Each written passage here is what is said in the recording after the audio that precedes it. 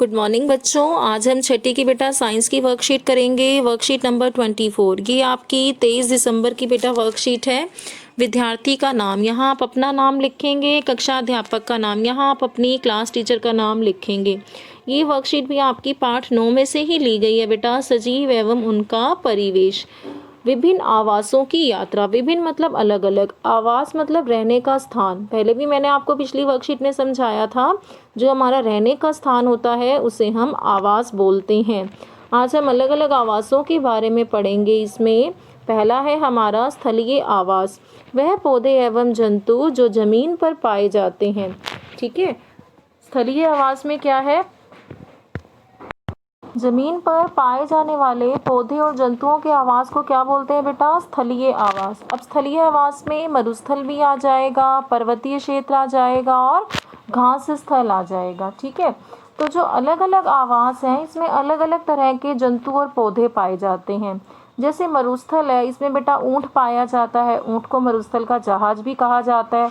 नागफनी का पौधा पाया जाता है। तो जो मरुस्थल में पौधे देखने को मिलते हैं उनकी पत्तियां बहुत छोटी होती हैं, कांटों के रूप में होती हैं।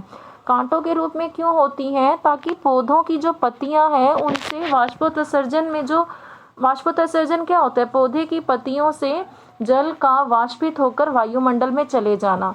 तो जो वाष्पोत्सर्जन, छोटी पत्तियां हैं कम से कम हो वाष्पोत्सर्जन, जितनी बड़ी पत्ती होगी वाष्पोत्सर्जन ज़्यादा होगा। तो छोटी छोटी पत्तियां होती हैं, कांटों के रूप में होती है, ताकि जब वाष्पोत्सर्जन की प्रक्रिया हो जल में जो कमी आ जाती है पौधे के अंदर वो कम से कम आए। ठीक है, और जो नागफनी का जो पत्ती होती है, आप उसे पत्ती जिसे कहते हैं, वास्तव में वो तना होती है और पौधों में प्रकाश संश्लेषण भी इनमें तने में ही होता है। ये इस वर्कशीट में हम पढ़ेंगे अभी।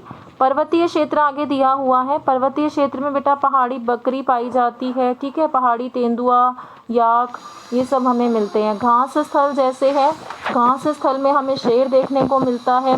अब इसकी भी एक विशेषता है, शेर का जो मटमैला रंग होता है उसके कारण ही वो शिकार के दौरान अपने आप को घास के सूखे मैदानों में छिपा पाता है। ठीक है, ऐसे ही जो पर्वतीय क्षेत्र में जंतु पाए जाते हैं उनकी जो मोटी त्वचा होती है, जो फर जैसी त्वचा होती है, ठंड से उनका बचाव करती है। तो कुछ विशेषताएं हैं जिसके कारण ये अपने आप को अपने आवास में रह पाते हैं। ठीक है, आगे देखिए आपको क्या दिया गया है इसमें। जलीय आवास। वह पौधे एवं जंतु जो जल में पाए जाते हैं।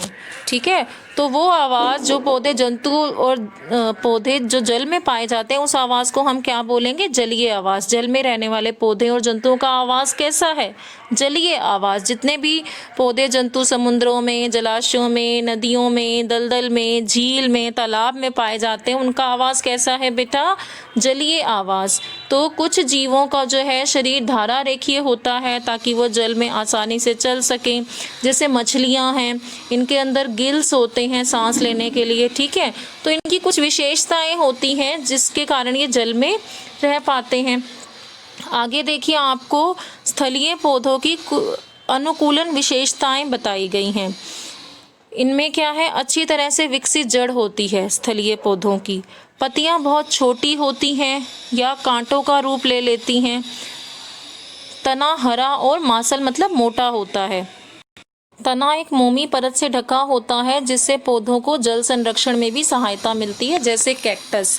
अब इसमें स्थलीय पौधों की विशेषताएं बताई हैं, जिसमें जैसे अगर बात करें हम मरुस्थल के पौधे की, जो कैक्टस है उसका तना भी किससे ढका हुआ है? एक मोमी परत से, जिससे पौधे को जो है जल को संरक्षण में हेल्प मिले, जल संरक्षित रहे, जल उस पौधे में क्या रहे? इकट्ठा होकर के रहे। ठीक है, और तना कैसा होता है स्थलीय पौधों में? हरा और मोटा।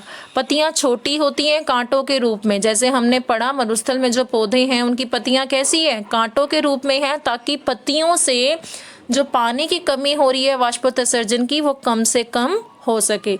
और अच्छी तरह से विकसित जड़ होती है इनकी। जो मरुस्थलीय पौधों की जड़ें होती हैं बेटा, वो जल को लेने के लिए, जल के अवशोषण के लिए मिट्टी में बहुत गहराई तक चली जाती हैं। ठीक है, जो मरुस्थल में रहने वाले जो पौधे हैं इनकी जड़ें जल को सोखने के लिए मिट्टी में बहुत गहराई तक चली जाती हैं। आगे देखिए आपको जलीय पौधों की अनुकूलन विशेषताएं दिखाई गई हैं। जो जल में रहने वाले पौधे हैं, पौधों में जड़ें आकार में बहुत छोटी होती हैं और पौधे को तलहटी में क्या करती हैं, जमाए रखती हैं। जड़ें कैसी हैं, छोटी हैं। पौधे का तना भी कैसा है, लंबा हल्का। तभी तो जो जलीय पौधे हैं और जो जलीय पौधों की जो पत्तियां हैं, फूल हैं, वो जल की सतह पर तैरते रहते हैं, क्योंकि तना कैसा है, हल्का है। ठीक है, तभी वो तैरते हैं। तना हल्का है, लंबा है, खोखला है। पत्तियां और फूल जल की सतह पर तैरते रहते हैं। पत्तियां मोमी परत से ढकी होती है जिससे जल से हानि ना हो सके, जैसे कि कमल। कमल जो है वो हमें, जिसका जलीय आवास क्या है, कमल का जल है। तो पत्तियां इसकी कैसी हैं, मोमी परत से ढकी हुई हैं ताकि जल संरक्षण में सहायता मिले। अब देखिए, आपको यहाँ पर कुछ चित्र दिखाए गए हैं। ये चित्र आपने अपनी कॉपी में भी बनाने हैं। नीचे बने चित्रों को जलीय या स्थलीय में पहचानिए और रंग भरिए। शेर का आवाज़ कैसा होता है बेटा, तो यहाँ पे आप लिखेंगे स्थलीय आवाज़। ठीक है, जंगल में देखने को मिलता है ना। उसके बाद स्थलीय आवास है शेर का। तो उसके बाद देखिए, आपको यहाँ कमल दिया गया है। कमल का बेटा क्या है, जलीय आवास। तो यहाँ आप लिखेंगे जलीय। फिर आपको मछली दिखाई गई है यहाँ। मछली का भी कैसा आवास है, जलीय आवास। ठीक है, फिर यहाँ आपको ऊंट दिखाया गया है। तो ऊंट का भी कैसा आवास लिखेंगे यहाँ आप, स्थलीय आवास। ठीक है, इस तरीके से आपने चित्र बनाते हुए सभी के बारे में लिखना है। शेर का हमने क्या लिखा, स्थलीय आवास। फिर कमल का जलीय आवास, मछली का भी जलीय आवास, और यहाँ देखिए आपको जहाँ ऊंट दिखाया गया है इसका हमने लिखा स्थलीय आवास। इस वर्कशीट को आप कर लेंगे। और अगर मेरा वीडियो अच्छा लगा हो तो मेरे चैनल को लाइक एंड सब्सक्राइब करें। Thank you for watching my video.